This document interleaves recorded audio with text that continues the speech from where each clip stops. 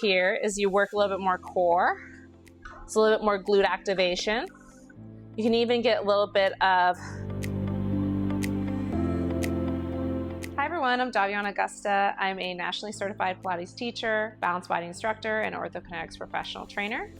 And if you are somebody who likes to come to reformer classes and you've just recently been pregnant and you're unsure of how things are modified, especially something like the Footwork series, then this is the video for you. When you are in your second to third trimester, doing things on your back is technically not advised. So one way we modify for that is, in a very universal way, is the jump board. Now the jump board is nice because it provides an incline. You can increase or decrease your incline however you see fit or whatever is comfortable depending on the size of your belly at the time. And the resistance isn't quite the same as if you were on your back entirely, but the nice thing about the jump board is you can do all of the same footwork positions as if you were on your back. Now, another con to the jump board is if you want to add in things like feet and straps or arm work. The jump board itself tends to be wider and it limits your range of motion on those things, but for the most part, using it for things like footwork is perfectly fine, and most gyms or most studios will have a jump board. So that is your first modification. Okay.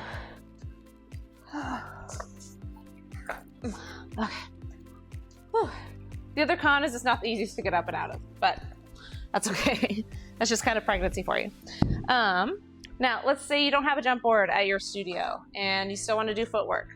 You can also do it on your side. A lot of the things you do in your second to third trimester is on your side anyways. So knowing that, unless you have like SPD, doing things unilaterally is actually quite nice, you know, in terms of challenging your pelvic stability because of all the relaxin going through your body. Your pelvic stability is a little bit compromised at the stage of pregnancy.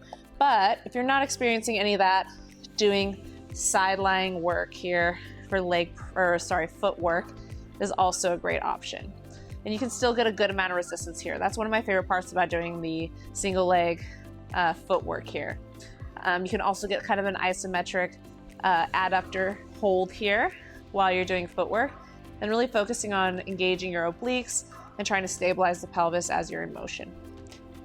One of the cons here is that you can't really do all the same positions of footwork here. So now let's say you want to take it up a notch and work a little bit more oblique. You can go into an actual side plank here and do your footwork here. Now let's say you don't want to do that. You could also try a quadruped, so going onto all fours here. Whoops. Now I would say the pro here is you work a little bit more core. It's a little bit more glute activation. You can even get a little bit of ankle work or calf strengthening here. So, but again, the positions are a bit limited, whether you're on your side or on all fours. So let's say you have a chair at your studio.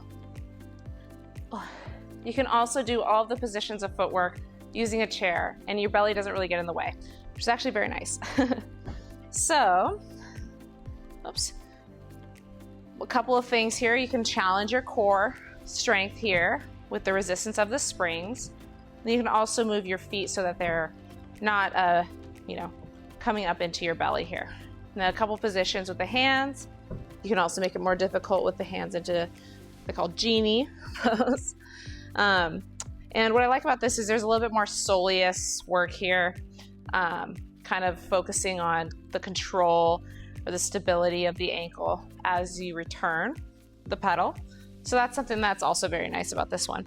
And then you can also, if you have a split pedal chair, you can also work on split pedal movements like marching or trying to keep the pedals together in certain pieces of footwork like V feet. This one's a fun one. Now this is a good one because working your inner thighs can be one of those things that you're trying to do to help keep the pelvis a little bit more stable. Now, as you can see, the split pedal makes it a little bit more difficult to hold my heels together.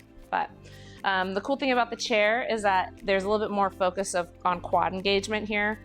So depending on what kind of class you're having, you know, maybe you want to start there and then work a little bit more glute, hamstring, and other exercises. But yeah, so those are the 3 or 4 different ways that you can do footwork using the Pilates equipment while you're pregnant.